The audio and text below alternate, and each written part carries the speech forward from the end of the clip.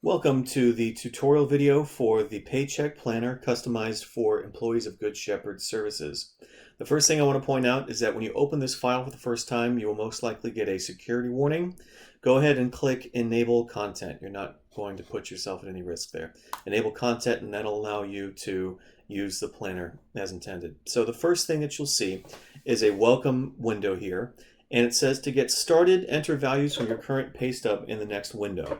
I'm going to switch over to the other window here where it's already been enabled.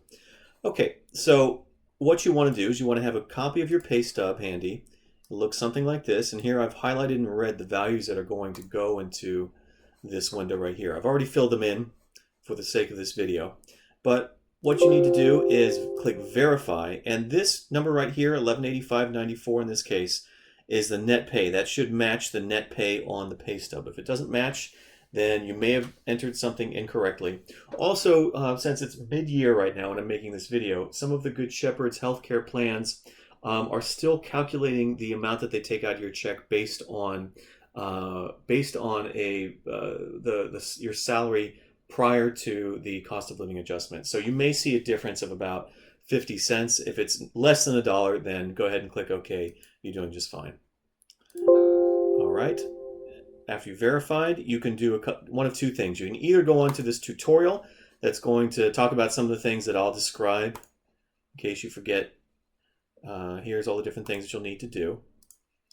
Or you can just click Done, and Done will take you out of that window. All right, I'm going to move this out of the way.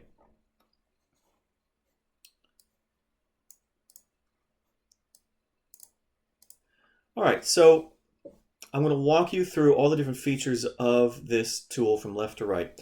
Over here, we have your current paycheck and your current take-home pay, and your new paycheck and your new take-home pay, and the difference between those two. So let's set aside the conversation about health insurance.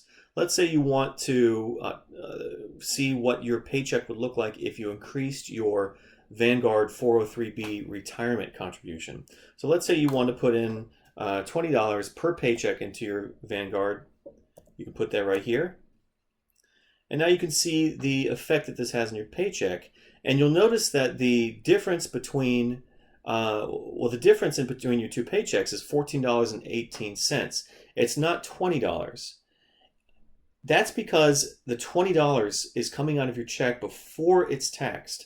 And that's the magic of making these pre-tax contributions. You actually get to use that money before the government takes its cut. It's only costing you $14.18 in money that would be in your pocket after the taxes are deducted from it. That's why doing this is such a great idea. So you can change that value right there, and you can change your medical health savings account or flexible spending account right here. So you can say, let's say I want to put $50 in there. Again, that's the difference in your check. $50 contribution, which you can use to pay for your health expenditures that aren't covered by deductibles and coinsurance. That's only going to cost you $35.44 in after-tax dollars. All right, moving over to family status and coverage plan. So here you can select your family status. You can select single, married, single with children, married with children. And every time I click that, you'll notice certain things will change. So this your take-home pay is going to change if you select married with children because the plan will cost you a little bit more. Some of these values over here will change in terms of your out-of-pocket maximum and whatnot. Let's go back to single. And then you can also select either the basic plan, the enhanced plan, or the CDHP plan. And you notice that every time I do this, a different row is lighting up over here. So basic, we have these values over here are lit up in blue. And in enhanced, you'll notice that the out-of-network values are also lit up. Now you can put out-of-network values in here. Even, let's say you currently have the basic plan. You're thinking about the basic plan. And let's say for some reason you have some out-of-network expense that you're considering. You can put that in here, and it's just going to count that as an out-of-pocket expense, and it'll add it to the totals over here. Well, let's go back to the original selection, CDHP. Over here, the yellow boxes, this is where you enter the number of times you think you will go to each one of these types of health services. So let's say you do preventive care 1, 2, 3 times. You'll notice that that doesn't change anything because those are covered. Specialists, however, let's say you go to a specialist 4 or 5 times a year. Let's say you go to urgent care once. Let's say you want to account for going to the emergency room, knock on wood, once here. Let's say you have some prescriptions that are retail prescriptions, and the copay that you pay on those will tell you what tier they are. And there's a different price for either retail or for mail order. So if you have mail order prescription, you can put that over here. And you notice each time you click one of these things, these values are changing. Right now, we are at $470 toward the $2,500 maximum out of pocket for the basic plan. Down here, it says we're $1,655 toward the $2,850 deductible for the CDHP. And then over here, we can change the medical expenses. You can either use these arrows if you want. You can change your vision expenses. So you can use the arrows, or you can just enter in a value, say $100 in vision expenses. And here we have the totals. So for each one of these plans, this is the total deductible, coinsurance, and out-of-pocket expenses. Basic $720, enhanced $720, CDHP $1,905. It's higher because it's a higher deductible plan. And then over here, we have a recommendation about what to do if you wanted to have this CDHP plan. So it tells you you should raise your HSA contribution from $0 to $15.58 because you are not contributing enough to cover your deductibles. And it gets that information from up here. The $1,905, that's the total deductibles, etc. $1,500 is the Good Shepherd's contribution, and $1,905 minus $1,500 is $405, and that divided by 26 paychecks is what you need to contribute per paycheck. So let's take its suggestion and go over here and put $1,558, and we'll see what happens. All right, so now it says this looks like a good plan, though you could contribute up to $55, $57 more per paycheck, $71.15 total, to your HSA to roll more money over into next year. So one assumption I made when creating this is that everybody will want to cover their out-of-pocket health expenses with pre-tax dollars. That just makes sense any way you look at it. But where you get to choose is in whether or not you want to have a balance at the end of the year. And there's two different ways to do that. You can either do that with a flexible spending balance, flexible spending account, and that's for basic and enhanced only. Or you can do it with a health savings account, and that's for CDHP. So they're both accounts that you put money into. The difference is that with the FSA for basic and enhanced, you lose that money at the end of the year if you don't use it. With the HSA, you get to keep that money. That's why it's suggesting that you could put up to $71.15 total into this account, because many people will want to increase this contribution. Let's do that right now, so that they have a balance at the end of the year that can roll over. And I think once it reaches $2,100, you can also invest that. So you have in essence increased the amount of money that you can put toward a 403b type investment plan. And that money is portable if you leave Good Shepherd services. Never expires. It never expires. It's always there for you to use. Now the next feature over here is copy to scenario. So let's say you want to do a couple different versions of this. Let's say you want to look at this if you do the CDHP. You want to look at this if you do the enhanced and the basic. So I'm going to click copy to scenario 1. And where does it go? It goes over here to the Compare Plans tab. Here is your copy to scenario. Here's your scenario 1 information. Let's do enhance. What does that look like? All right, now that has changed over here. Let's do copy to scenario 2, and let's do basic. copy to scenario 3. Let's go back over here.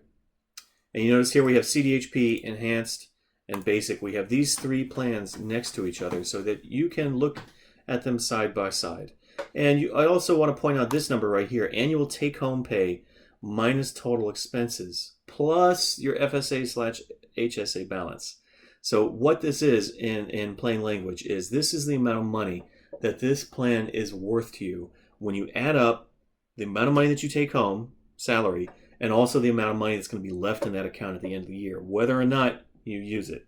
So this plan, when you add up everything, $30,968, this one $29,406, and this one $30,418. So looking at these, it sounds like this plan is going to be the best because it's worth the most to you at the end of the year. However, you have to take into consideration how much do you want to take out of each paycheck. So, still kind of complicated. Let's go back and see if we can make it even simpler. We have this feature here called Find My Best Plan. Now, Find My Best Plan looks at all of the selections that you've made for the number of visits that you'll think you'll make and expenses that you'll have for dental and vision. And then it asks you to put how much money you want to have in your health savings account at the end of the year. And it tells you the maximum that you can select, given your current values over here, is $1,830. So let's say we're thinking that we want to have something modest. Let's say $100 left in that account at the end of the year. Find My Best Plan. All right, so it says the best choice for you is a CDHP plan. You'll need to contribute $19.42 per paycheck to cover your expenses and reach your end-of-year savings goal. So let's click Make It So. You notice that it's switched over here, $19.42. And now, this is the $19.42 is not just covering your basic expenses, but it's also providing for a $100 balance at the end of the year. It's suggesting you do the CDHP. You could also do the basic or enhanced and have that balance left at the end of the year. Now let me show you why it's suggesting the CDHP. You could stop right here and you could take that advice. You could put the $19.42 into your HSA and be done. But let's look at something that happens over here and compare plans. This is a little more advanced, so if this makes your head hurt, then ignore it. But I wanted people to be able to see how the program is making that decision. In this comparison table, we have the basic, enhanced, and CDHP. And at the top, we have break even at the end of the year, so have zero balance in your FSA, desired FSA/HSA balance, and then maximum possible balance. So for each one of these, the highlighted field, again, shows you the dollar amount in terms of your paycheck, minus your expenses, plus whatever's left in that account. And you notice that the bright green one here, $30,968, that's bright green because it's higher than these values vertically and it's higher than these values horizontally. That's going to be your best choice if you want to max out. However, if you want the desired balance, the $100 desired balance that we put in the earlier screen, that's going to be your best bet. It's more, not by a whole lot, but $30,576 is significantly more than $30,547. All right, so now let's look at a scenario. We're going to reset all healthcare needs to 0. And I pasted a scenario down here, I believe. Yep. All right.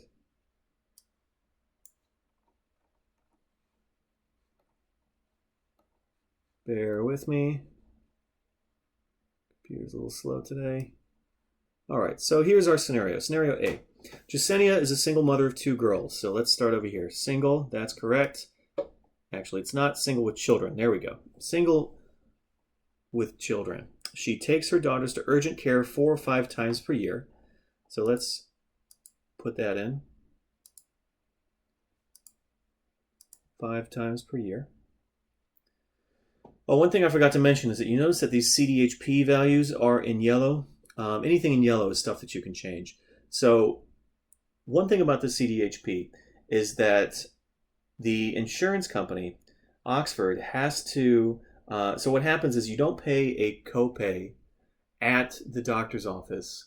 The doctor sends something to the insurance company, and the insurance company then turns around and tells you what the doctor should be able to charge you.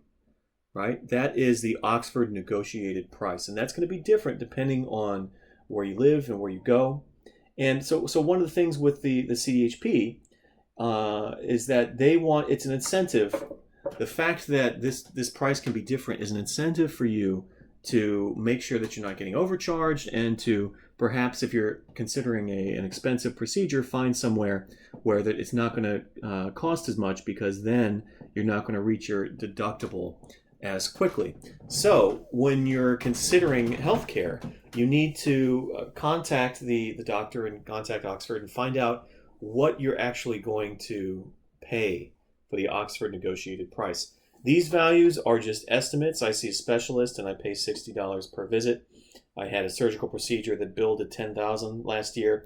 But if you're considering something, you need to call the insurance company, call the doctor first, and find out what that charge is going to be to get accurate values over here. It's a little more work for the consumer, but the payoff is that you are able to invest more money into that health savings account, right? If you're going to have a lot of medical procedures, probably not going to make as much sense for you. Now, don't take this as gospel truth. You need to crunch the numbers, and you need to talk to your benefits coordinator and make sure that this makes sense. But if you're going to max out the deductible and not going to be able to contribute that much, then it might not make sense to do the CDHP. Similarly, if you do the CDHP, you really ought to be putting money into the health savings account, because that's the whole point. The trade-off is that you have this higher deductible, which is supposed to motivate you to find lower cost healthcare and to make sure that you're not getting overcharged, right? And in exchange for that, you get to have this extra money in that account. Okay, back to the scenario. She takes her daughters to urgent care, let's say 5 times per year, and one of them needs a monthly asthma tier 2 prescription filled at the local pharmacy. So